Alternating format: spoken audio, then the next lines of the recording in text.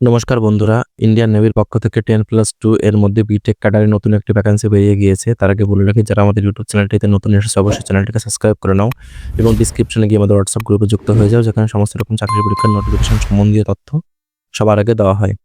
তো এই যে ভ্যাকেন্সিটি বেরিয়েছে, এখানে মোট শূন্যপদ সংখ্যা হলো 44টি, যেখানে এক্সিকিউটিভ এবং টেকনিশিয়ান পদে ইঞ্জিনিয়ারিং এবং ইলেকট্রনিক্সের মধ্যে যে ভ্যাকেন্সিটি বেরিয়েছে তার ভ্যাকেন্সির সংখ্যা হলো 44টি।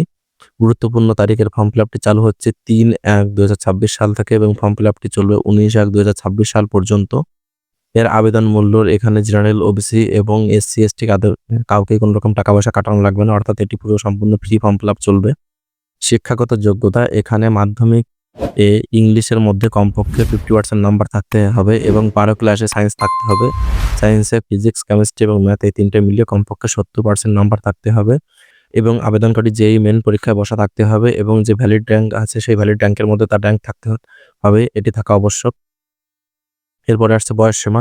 এখানে ক্যান্ডিডেটের বয়সসীমা থাকতে হবে ২ জানুয়ারি ২০০৭ থেকে 1 জুলাই ২০০৯ এর মধ্যে তাদের ডেট অফ বার্থ থাকতে হবে। এর মধ্যে ডেট অফ বার্থ থাকলে তাহলেই তারা ফর্মটি ফিল আপ করতে পারবে।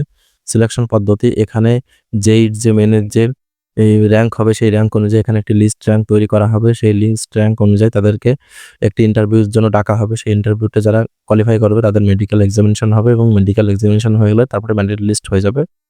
তো ভিডিওটি ভালো লেগে থাকলে অবশ্যই ভিডিওটিকে একটি লাইক করে দেবেন এবং আমাদের ইউটিউব চ্যানেলে নতুন এসে থাকলে অবশ্যই চ্যানেলটিকে সাবস্ক্রাইব করে দেবেন এবং ডিসক্রিপশনে গিয়ে আমাদের হোয়াটসঅ্যাপ গ্রুপে যুক্ত হয়ে যাবেন, যেখানে সমস্ত রকম চাকরির পরীক্ষার নোটিফিকেশন সম্বন্ধীয় তথ্য সবার আগে দেওয়া হয়।